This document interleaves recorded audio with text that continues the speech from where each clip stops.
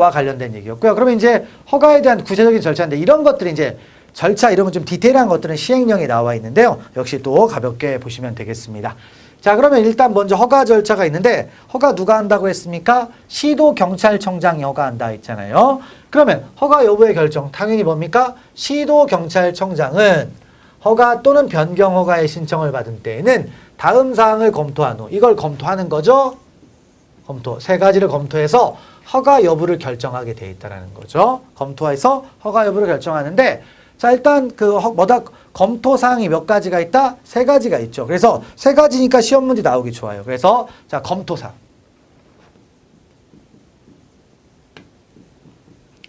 그래서 다음은 시도경찰청장이 경비업의 허가 여부를 결정할 때 검토할 사항이다. 틀린 것은 해서 이렇게 낼 수가 있겠죠. 자, 그래서 내용을 한번 쭉 읽어봅시다. 그래서 뭐라고 돼 있어요? 법인의 임원 중 결격 사유에 해당하는 자가 있는지 여부 있죠. 그러니까 법인의 임원 중에서 결격 사유가 있어요. 그러니까 원래 법인의 임원이 될 수 없는 자들이 있습니다. 자, 그런 사유가 있는지 없는지 한번 따져보고요. 그 다음에 경비 인력의 시설 장비의 확보 또는 확보 가능성의 여부. 그러니까 일단 시설을 갖췄느냐. 그 다음에 지금 갖추지 않았으면 앞으로 갖출 수 있느냐. 이런 걸 따지는 거죠. 그 다음에 자본금과 대표자 임원의 경력 및 신용 등. 왜냐하면 자본금을 따지는 이유는 법인인데요. 이제 나중에 나오지만 최소 경비업자가 되려면요. 출자금이 최소가 1억입니다. 최소가. 그리고 이제 특수경비 같은 거 할 때는 3억까지 이제 올라가게 돼 있어요. 그래서 그런 말이 되니까 그래서 이제 자본금 이런 걸 따지는 거죠. 그래서 이런 부분들. 그래서 3가지가 검토 사항입니다. 그래서 하나 정도가 더 볼 수가 있겠는데 뭘 따질까요? 법인의 임원 중 결격 사유에 해당하죠. 그래서 이런 거 볼까요? 경비 지도사. 경비 지도자가 있는지요.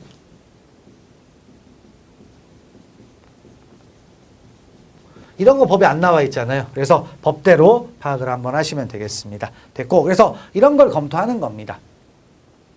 자, 그 다음에 이제 이렇게 해서 이제 허가 여부를 결정을 하는데 중요한 건 이렇게 해서 이제 허가라는 결정을 했어요. 아니면 변경 허가를 했습니다. 그럼 어떻게 돼요? 자, 해당 법인의 주사무소를 관할하는 경찰서장을 거쳐 자, 신청인에게 허가증을 발급하게 되어 있습니다. 그러니까 허가는 시도경찰청장이 하는데 경찰서장을 거쳐가지고 발급을 해주게 돼 있다. 그러니까 발급은 경찰서 단위로 해주는 겁니다. 됐고요. 그 다음에 이제 3번째는 허가증의 재발급. 그래서 잃어버렸을 수도 있고 해져가지고 다시 재발급 받아야 되는 경우도 있겠죠. 자, 그래서 읽어봅시다. 경비업자는 경비업 허가증을 잃어버리거나 경비업 허가증이 못 쓰게 된 경우에는 허가증 재교부 신청서에 허가증을 잃어버린 경우에는 그 사유서 허가증이 못 쓰게 된 경우에는 허가증을 첨부하여 법인의 주사무소를 관할하는 시도경찰청장 또는 시도경찰청 소속의 경찰서장에게 재발급을 신청한다. 그래서 여기 또 있어요? 들어갈 게 여기도 있네요. 재발급. 재발급은 뭐예요? 경찰서장에게 신청할 수도 있는 거예요. 근데 물론 시도경찰서장한테 했어도 실제로 신청까지는 이렇게 했지만 허가 여부는 누가 합니까? 시도경찰청장이 하다 보니까 자, 신청서를 했어요? 제출받은 경찰서장은 당연히 합니까? 시도경찰청장에게 보내게 돼 있다. 경찰서장은 한다? 시도경찰청장에게 보내게 돼 있다. 그래서 그런 말들을 파악하시고요. 넘어가시면 되겠습니다. 그래서 이제 허가 여부를 결정하고 재발급까지 얘기를 받습니다. 그 다음에 이제 제출 서류. 그래서 허가 신청서를 내야 되는데 그때 제출되는 서류가 뭐냐 해가지고 나와 있죠. 자, 그래서 보시면 이거 시행규칙이네요. 이거 시행규칙은 이제 행안부령 정도로 생각하시면 되겠습니다. 경비업자의 제출 서류에서 경비업의 허가를 받으려는 경우 또는 경비업자가 허가를 받은 경비 업무를 변경하거나 새로운 경비 업무를 추가하려는 경우에는 경비업 허가 신청서 또는 변경 허가 신청서에 다음의 서류를 첨부하여 법인의 주사무소를 관할하는 시도경찰청장 또는 해당 시도경찰청 소속의 경찰서장에게 제출하게 되어 있다. 그래서 제출 서류. 그래서 있는데 일단 누구한테 제출합니까? 시도경찰청. 다 제출은 똑같죠. 그래서 시도경찰청장한테 낼 수도 있고 아니면 경찰서장한테 제출할 수도 있어요. 근데 문제는 경찰서장이 받았으면 자기가 하는 게 아니니까 이때 경찰서장은 관할 지방경찰청장에게 보내게 돼 있다는 거죠. 그래서 여기 지방인데 지방을 뭐죠? 관할 시도경찰청장이라고 바꿔주면 되겠네요. 그러니까 규칙이 이제 좀 깜빡한 거죠. 깜빡한 거니까 여기서 지방을 시도로 바꿔주시면 되겠습니다. 규칙이 깜빡한 거죠. 그래서 그런 말들을 보시면 되겠습니다.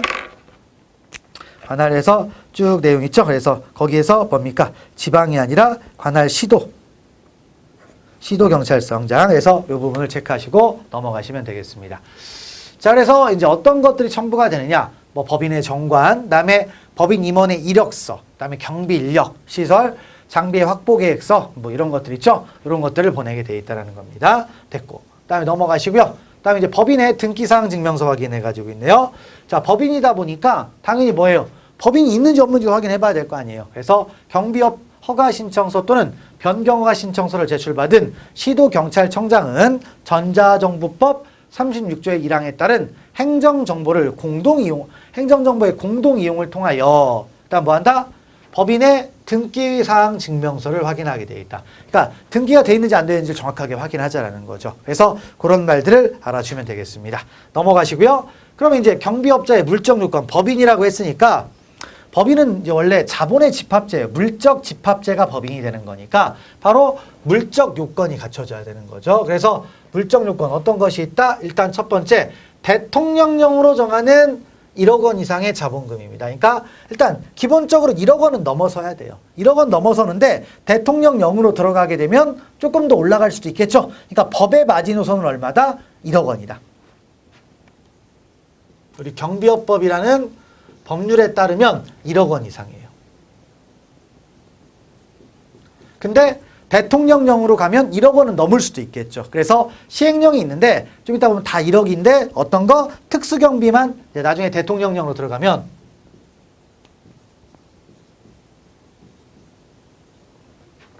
나머지 뭐다? 특수경비는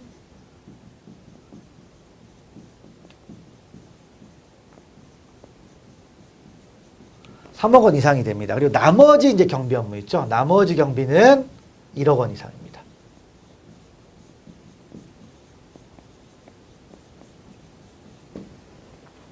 나머지 경비는. 그래서 일단 최저 금액은 어디에서 정하고 있다? 법에서 정하고 있습니다. 그래서 대통령령으로 정하는 1억 원 이상의 자본금을 보유했다. 그다음에 다음 강목의 경비 인력을 요건한다. 그래서 경비원이 얼마? 시설일 때는 어떻게 됩니까? 시설 경비일 때는 경비원이 얼마? 20명 이상. 그다음에 경비 지도자도 한 명 있어요. 지도자도 있어야 될 거 아니에요. 그래서 그런 말을 알아주시면 되겠고요. 그다음에 시설 경비 외의 경비 업무 해가지고 있죠. 외에. 그럼 어떻게 됩니까? 대통령을 정하는 경비 인력. 이렇게 이제 있을 수가 있습니다. 이런 것들을 이제 물적으로 갖춰야 되는 거죠. 그리고 다음 페이지에 자 뭡니까? 니은은 호의 경비 인력을 교육할 수 있는 교육장을 포함해서 대통령을 정하는 시설. 그러니까 교육장을 포함해가지고 뭐가 있어야 됩니까? 시설과 장비를 보여야 돼요. 그러니까 니은호는 뭐예요? 경비원과 경비지도사 있죠? 그런 사람들을 교육할 수 있는 교육장을 포함해서 시설과 장비를 보여야 된다. 그리고 대통령령을 정하는 사람. 그래서 기준이 나옵니다. 이 부분을 쭉 이제 봅시다. 그래서 내용이 있는데 조금 꼼꼼하게 봐야 되겠네요. 자, 그래서 경비업의 시설 등 기준 해가지고 있죠. 그래서 일단 자본금이 뭐였습니까? 다 1억 원인데 한 가지 있었죠. 한 가지가 뭐였습니까? 한 가지가 어떤 거? 특수경비. 특수경비는 어떻게 됐어요? 3억 원 이상이다. 특수경비는 3억 원 이상이다. 그래서 5억 원 이상은 틀린 거죠.